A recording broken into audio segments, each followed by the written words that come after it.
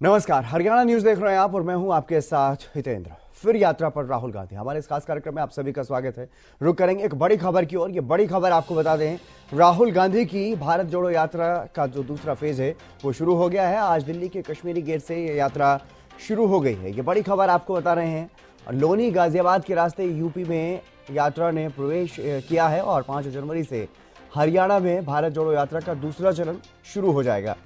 5 जनवरी को पानीपत के सनोली होते हुए हरियाणा में एंट्री करेगी ये भारत जोड़ो यात्रा और दूसरे फेज में 10 जनवरी तक हरियाणा में ही रहेगी। लेकिन उससे इसी बीच पानीपत में एक बड़ी रैली भी होगी, यानी कि हरियाणा में जब प्रवेश करेंगे 5 तारीख की शाम को राहुल गांधी, तो अगले दिन 6 तारीख को वहां पर एक बड़ी रैली होगी। और इस रैली के बारे में कई बड़े बड़े दावे भी किए जा रहे हैं कांग्रेस नेताओं की तरफ से। तो वो देखने वाली बात होगी कि रैली के वक्त कितनी बड़ी संख्या में लोग इस कांग्रेस की रैली में जुट पाएंगे। भारत जोड़ो यात्रा के बीच जो रैली होने वाली है और दूसरा चरण अब शुरू हो गया है। हरियाणा में ये जो यात्रा है वो पहुंचेगी 5 तारीख की शाम को। ये बड़ी खबर आपको बता रहे हैं। राहुल गांधी की एक बार फिर से ये यात्रा शुरू हो गई है। 9 दिनों का विराम रहा इस यात्रा में, क्योंकि क्रिसमस और नववर्ष बीच में आया, तो इस वजह से यात्रा में ब्रेक रखा गया करीब 9 दिनों का। और ये सीधी तस्वीरें आपको दिखा रहे हैं, लाइव तस्वीरें आपको दिखा रहे हैं किस तरह से यूपी में प्रवेश कर चुकी है ये यात्रा। भारत जोड़ो यात्रा उत्तर प्रदेश में प्रवेश कर चुकी है और उत्तर प्रदेश में बड़ी संख्या में राहुल गांधी की इस यात्रा में लोग जुटे हुए दिखाई दे रहे हैं। सीधी तस्वीरें आपको दिखा रहे हैं इस यात्रा के बीच से। ये जो तस्वीरें सामने आई हैं इसमें बड़ी संख्या में लोग उनके साथ जुटे हुए हैं।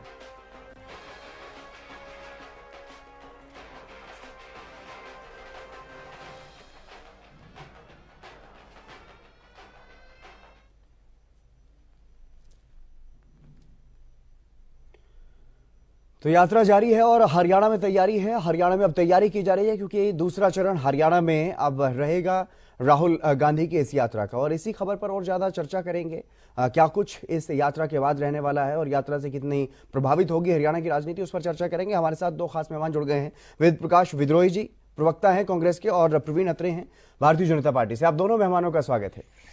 सबसे पहले मैं आपके पास ही आऊंगा वेद प्रकाश विद्रोही जी, क्या कुछ कहेंगे आप, क्योंकि दूसरा चरण अब शुरू होने वाला है, हरियाणा में पहुंचने वाली है एक बार फिर से भारत जोड़ो यात्रा। क्योंकि पहली बार तो अच्छा खासा रिस्पांस देखने को मिला नूह इलाके से, जब राजस्थान से हरियाणा में प्रवेश किया इस यात्रा ने, लेकिन अब उत्तर प्रदेश से होते हुए यह यात्रा एक बार फिर से पानीपत में प्रवेश करेगी। क्या कुछ तैयारियां हरियाणा कांग्रेस की तरफ से?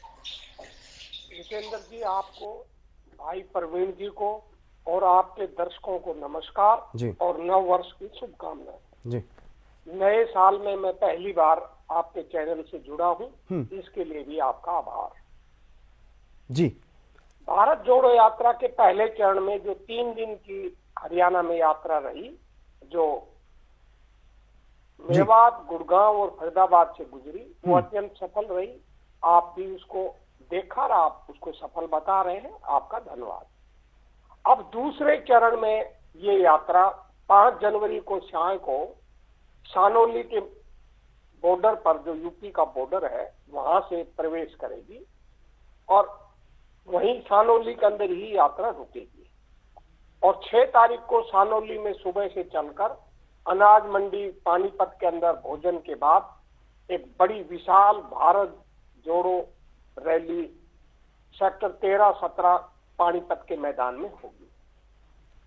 हमें पूर्ण विश्वास है, जिस तरह पहले चरण के 3 दिनों के अंदर हरियाणा की कमेरी जनता ने भारत जोड़ो यात्रा को भारी जन समर्थन दिया, उससे कहीं ज्यादा जन समर्थन इस 7 दिनों तक, 5 से लेकर 11-12 तक इस भारत जोड़ो यात्रा को मिलेगा, इसमें कोई दो राय नहीं। और जो हमारी प्रदेश स्तरीय जो रैली हो रही है 6 तारीख को पानीपत के मैदान के अंदर, वो एक ऐतिहासिक रैली होगी। लंबे चौड़े दावे करने से कुछ नहीं होता। 3 दिनों बाद वो रैली पूरे प्रदेश की जनता देखेगी। भारत जोड़ो यात्रा के प्रति हरियाणा की जनता का बहुत भारी जन समर्थन है और ये जन समर्थन स्पष्ट संकेत दे रहा है कि हरियाणा की जनता प्रेम, मोहब्बत, सामाजिक सद्भाव का वातावरण चाहती है और सांप्रदायिक उन्माद, नफरत और बंटवारे की राजनीति के पक्ष में नहीं है।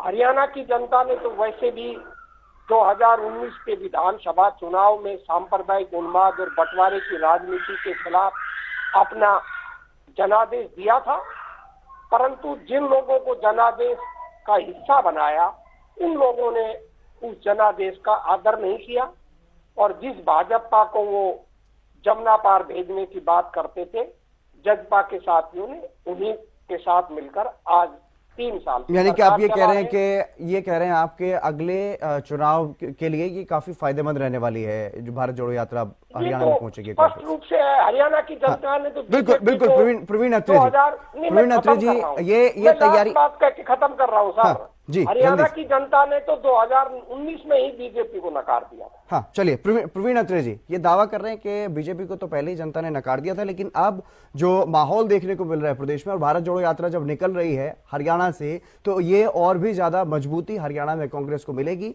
और इस बार जनता जो है वो पूरी तरह से बीजेपी को नकार देगी। ये दावा वेद प्रकाश विद्रोही जी कर।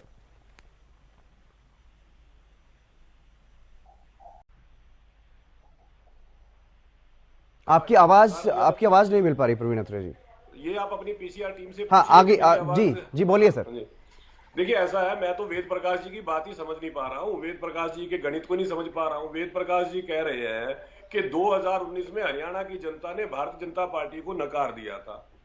जिस पार्टी को सबसे ज्यादा मत दिए जनता ने, जिस पार्टी को सबसे ज्यादा विधानसभा सीटें दी जनता ने, वेद प्रकाश जी कहते हैं उसको तो जनता ने नकार दिया था। मतलब स्वीकार उसको किया था जिसको जनता ने सीटें भी कम दी, मत भी कम दिए, उसको कहते हैं कि स्वीकार कर लिया था। मुझे तो ये गणित समझ में नहीं आया इनका। दूसरा ये कहते हैं कि स्वाभाविक है इस यात्रा से कांग्रेस को चुनावी लाभ होगा, जैसा कि आपने भी सवाल पूछा और ये बोले जी हाँ बिल्कुल होगा।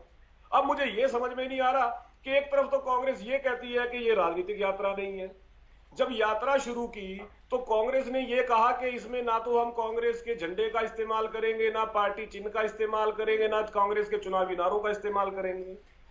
तो फिर जब ये चुनाव इन चीजों का इस्तेमाल नहीं करेंगे और इनके अनुसार ये राजनीतिक यात्रा नहीं है, फिर चुनाव में लाभ कैसे हो जाएगा, मुझे ये समझ में नहीं आ रहा।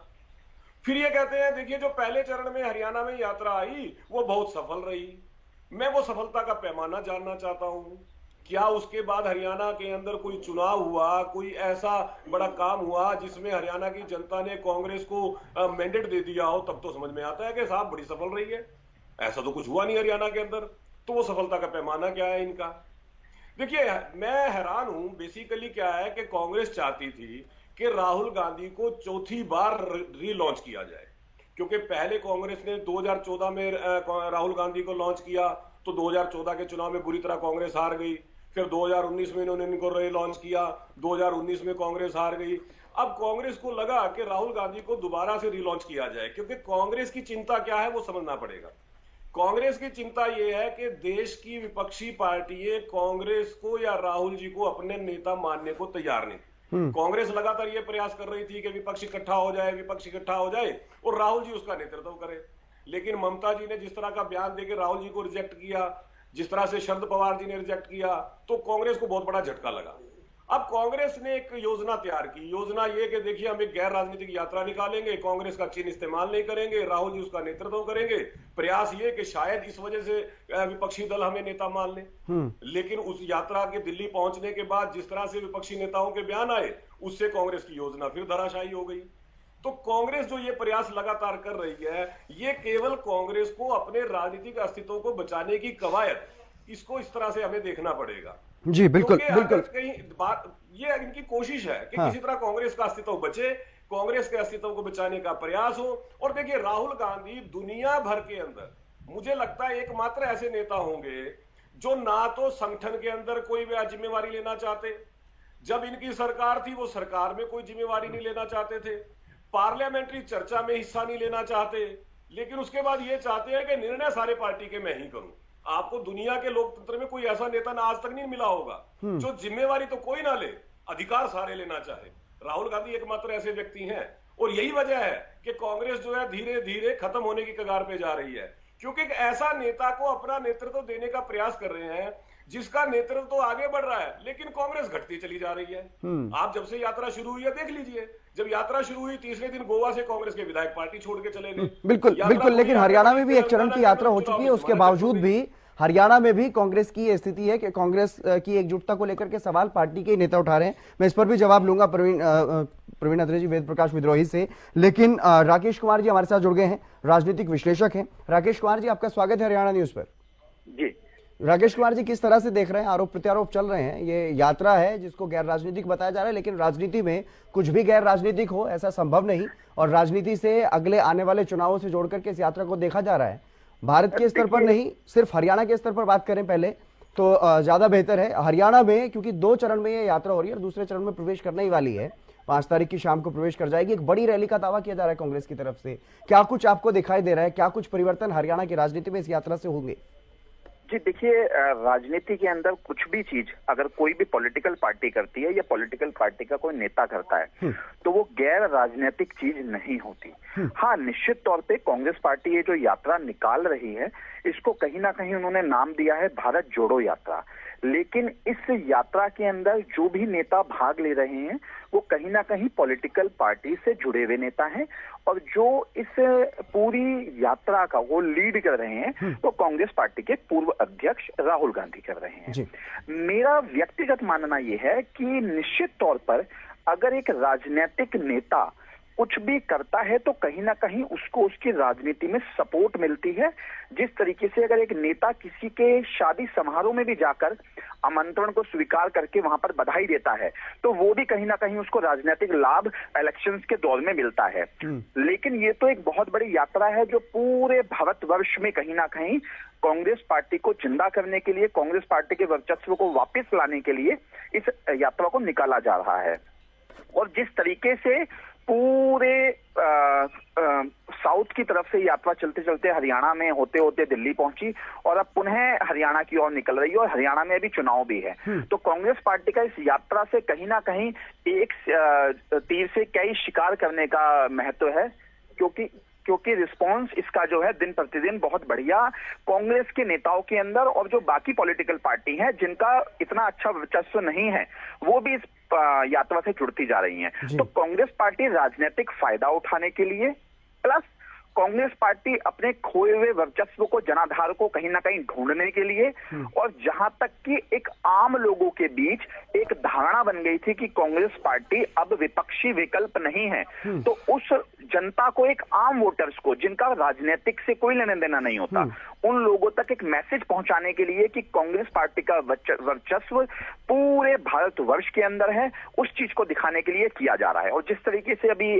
हमारे बीच प्रवक्ता भाई भी बोल रहे थे कि कांग्रेस पार्टी जिस तरीके से राहुल गांधी के नेतृत्व में इस यात्रा को निकाल रही है, तो निश्चित तौर पर कहीं ना कहीं राहुल गांधी का जो कद है वो इस यात्रा से भी कुछ ना कुछ बढ़ा है, उनकी छवि में कुछ सुधार आया है।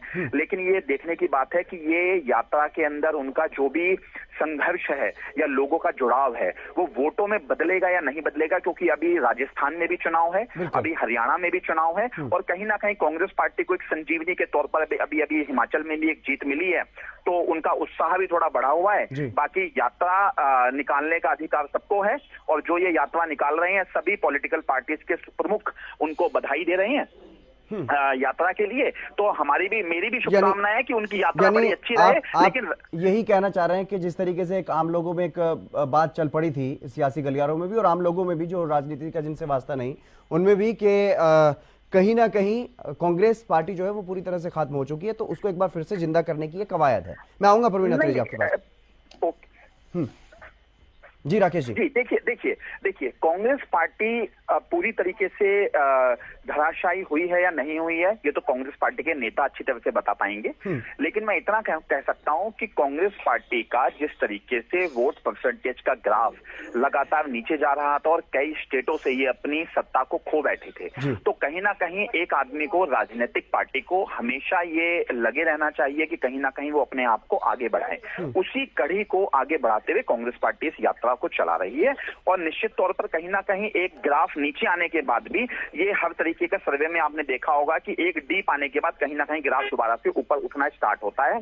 तो उसी कड़ी के अंदर उसी कड़ी के अंदर ये कहीं ना कहीं यात्रा है। तो इससे भी कांग्रेस पार्टी का ग्राफ कभी ना कभी थोड़ा ऊपर आएगा। सत्ता की चाबी मिलेगी या नहीं मिलेगी, ये समय बताएगा। बिल्कुल बिल्कुल। वेद प्रकाश विद्रोही जी, क्योंकि जिस तरीके से प्रवीण अत्रे जी जो बातें कह रहे थे उनसे संबंधित मेरा सवाल ये है कि अभी आप कह रहे थे कि कांग्रेस को मजबूती मिलेगी, राजनीति में भी फायदा होगा, लेकिन सवाल ये है कि पहले चरण की यात्रा हो चुकी है, लेकिन कांग्रेस की, हरियाणा कांग्रेस की आपसी फूट अभी भी खत्म नहीं हुई।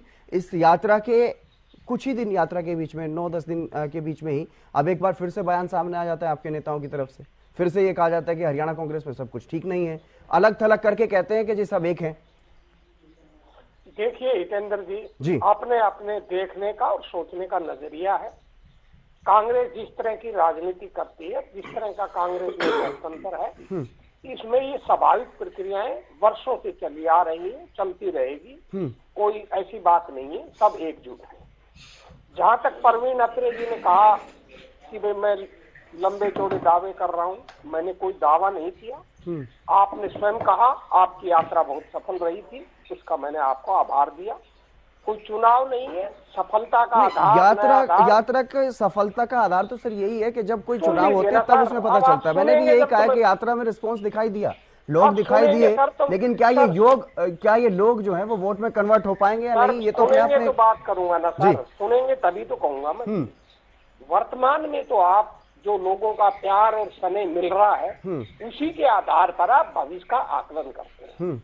अब ये वोट देंगे नहीं देंगे, ये मैं तो भविष्यवक्ता हूँ और आप हो या प्रवीण जी हो तो मुझे पता नहीं, ये तो चुनाव बताएगा। पर जनता का भारी जन समर्थन मिल रहा है, वो सड़कों पर दिख रहा है। भाजपा में कितनी बौखलाहट है ये बताने की जरूरत नहीं है। आप कन्याकुमारी से लेकर अब तक भाजपा की टिप्पणियां देख लीजिए, और यदि ये समझते हैं कि यात्रा का कोई वो प्रभाव नहीं है तो इनको कोरोना का हवा खड़ा करने की क्या जरूरत थी। दिल्ली के अंदर पहुंचते इन्होंने बड़ी भारी नोटंकी की। अब मैं तो खुली इनको चुनौती दे रहा हूं कि 30 दिन हो गए मध्य प्रदेश, राजस्थान, हरियाणा, दिल्ली होते हुए 10 से 30 दिन जिस रूट से राहुल गांधी की पदयात्रा निकली है, वो अगर एक भी कोरोना का केस आया हो तो बता दे। फिर भी इन्होंने झूठ बोलकर यात्रा को बदनाम करने का कुप्रयास किया। दूसरा, इन्होंने कहा कि मैंने कहा इनको ज्यादा सीट आई, मैंने कहा कि जनता ने उनको नकार दिया। अगर जनता उनको नहीं नकारती तो 75 सीट का दावा कर रहे थे, इनको 45 भी नहीं दी। और मैंने ये तो दावा नहीं किया कि हमको बहुमत मिला है या हमको लोगों ने जनादेश दिया। अगर कांग्रेस से ज्यादा सीटें आई है तो सर स्वीकार ही किया ना जनता ने। आप सुनना नहीं चाहते सर, आप मेरे इसको सुन तो रहा हूँ सर, इतनी देर से आप ही की बात सुन रहा हूँ। तो मैं उसी पर तो आ रहा हूँ। मैंने कब दावा किया कि हमको जनादेश दिया? मैंने किया नहीं, तो स्वीकार किसने किया ये बता दीजिए आप। अब मैं यही तो बता रहा हूँ, आप सुनोगे तो मैं उसी बात पर आ रहा हूँ।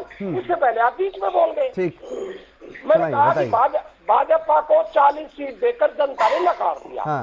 विपक्ष को खंडित जनादेश दिया, विपक्ष के लोगों को वोट दी। हम भी भाजपा के विरोध में चुनाव लड़ रहे थे, जजपा भी भाजपा के विरोध में चुनाव लड़ रही थी। हम भी भाजपा की आलोचना कर रहे थे, वो भी आलोचना कर रहे थे। तो जनता ने जो जनादेश था वो बेशक हमारे पक्ष में नहीं दिया, परंतु जनता का जनादेश तो क्लियर भाजपा के खिलाफ था। फिर वही बात मैंने कही कि जनता के जनादेश की अवहेलना कर जो लोग भाजपा को जमुना पार भेजने का चले वो लोग इस चर्चा में नहीं है, भाजपा से कर लिया गठबंधन। ठीक है, वो लोग इस चर्चा में नहीं है, लेकिन ये उसका लोकतांत्रिक अधिकार है। मैंने ये भी नहीं कहा उन्होंने क्यों किया, ये उनका लोकतांत्रिक अधिकार है। जनता ने देख लिया। अब ये प्रदेश की जनता देखेगी कि 2019 में जो भाजपा के विरोध की नौटंकी करते हैं और पर्दे के पीछे भाजपा के हाथ मिलाते हैं, उनको वोट देना है या नहीं देना है। वो एक अलग विषय हो जाएगा। लेकिन प्रवीण अत्रे जी, जनता ने तय करना है। हाँ बिल्कुल। प्रवीण अत्रे जी, क्या वाकई राहुल गांधी की इस यात्रा से कोई बौखलाहट है कांग्रेस में, तभी वो कोरोना का जो एक जिन बीच में ला दिया गया था? नहीं, देखिए ऐसा है। पहली बात तो ये है कि जब अंतरराष्ट्रीय स्तर पे ये खबरें आनी शुरू हुई कि कोरोना दोबारा से अपने पैर पसार रहा है, तो सरकार ने एक एडवाइजरी जारी की सभी प्रदेश के मुख्यमंत्रियों को, दूसरे इंस्टीट्यूशंस को, और जो राहुल जी यात्रा चला रहे थे, एक एडवाइजरी, एक अपील राहुल जी से भी की गई कि ऐसा है कि आप कोरोना गाइडलाइंस का पालन करें तो बेहतर रहेगा, आप मास्क वगैरह लगाएं और आप सैनिटाइजर का उपयोग करें तो ज्यादा अच्छा रहेगा, क्योंकि कोरोना पांव पसार रहा है। मेरा सवाल ये है कि अगर सरकार हवा खड़ा कर रही थी तो सोनिया जी दिल्ली में मास्क लगा के क्यों आई थी यात्रा के अंदर? सोनिया जी ने विरुद्ध एडवाइजरी को क्यों एक्सेप्ट किया, उस अपील को क्यों एक्सेप्ट किया? फिर सोनिया जी भी नहीं लगाती मास्क, वो भी तो मास्क लगा के शामिल हुई हैं। और यही सरकार ने कहा था कि आप मास्क लगा के शामिल हो, मास्क लगा के करें। सरकार ने ये तो कहा ही नहीं था कि यार नहीं आप बंद कर दीजिए। सरकार ने कहा कि अच्छा होगा आप कोरोना की गाइडलाइंस का पालन करें, अगर वो संभव ना हो तो रोकें। तो सरकार ने यह अपील की थी, कोई आदेश नहीं दिया था, एक एडवाइजरी थी। और सोनिया जी मास्क लगा के पहुंची तो उन्होंने सरकार की एडवाइजरी को एक्सेप्ट किया, क्योंकि उनको भी पता है कि कोरोना जो है एक डेडली डिजीज है, हमें इसको खुद को प्रोटेक्ट करना है। लेकिन राकेश जी ने एक बहुत बेहतर बात कही थी। राकेश जी ने कहा था कि देखिए कोई भी राजनीतिक व्यक्ति अगर कोई प्रोग्राम करता है तो उद्देश्य राजनीतिक होता है। लेकिन सवाल यह है कि कांग्रेस इस बात को स्वीकार करने से डरती क्यों है? कांग्रेस क्यों नहीं कहती कि हमारा उद्देश्य राजनीतिक है? कांग्रेस बार बार ये क्यों कहती है? राहुल जी बिल्कुल बिल्कुल, ये अपने आप में एक बड़ा सवाल है वेद प्रकाश विद्रोही। क्यों डरती है कांग्रेस स्वीकार करने से? वेद प्रकाश विद्रोही, ये बड़ा सवाल है। ये बड़ा सवाल है। भले ही इस भारत जोड़ो यात्रा में कुछ छोटे राजनीतिक दल जुड़ रहे हो, लेकिन बड़े राजनीतिक दल इस यात्रा से किनारा ही कर रहे हैं। तो क्या आपको लगता है कि विपक्ष में, क्योंकि जब गठबंधन की बात आती है तो विपक्ष में नेता कौन बनेगा, ये अपने आप में एक बड़ा सवाल होता है। तो क्या इससे लगता है कि इस यात्रा के बाद से राहुल गांधी की स्वीकार्यता विपक्ष के जो बाकी दल हैं उनमें बढ़ेगी? देखिए, जो हमारे साथी यूपीए के गठबंधन थे, सारे के सारे हमारे साथ हैं। इन्होंने कह दिया कि राहुल गांधी की आलोचना शरद पवार ने की। अरे कब की? शरद पवार हमारे साथ है, वो हमारे यूपीए गठबंधन में है। और यूपीए गठबंधन का हर साथी हमारे साथ है। वेद प्रकाश विद्रोही जी, साथ होना और नेतृत्व किसी का स्वीकार करना अलग बात होती है। जब यूपीए का नेतृत्व कौन कर रहा है? चलिए खैर ये अपने आप में एक बड़ा सवाल है, इस पर कभी फिर चर्चा होगी। वेद प्रकाश विद्रोही जी, बहुत शुक्रिया हमारे साथ इस चर्चा में जुड़ने के लिए। प्रवीण अत्रे जी, आपका भी बहुत बहुत शुक्रिया इस खास चर्चा में जुड़ने के लिए। लेकिन राहुल गांधी की भारत जोड़ो यात्रा एक बार फिर से शुरू हो चुकी है। हरियाणा में प्रवेश करेगी 5 तारीख की शाम को, और उसके बाद 6 जनवरी को एक बड़ी रैली पानीपत में होने वाली है। उसमें देखने वाली बात होगी कि कितनी सफल ये रैली रहने वाली है।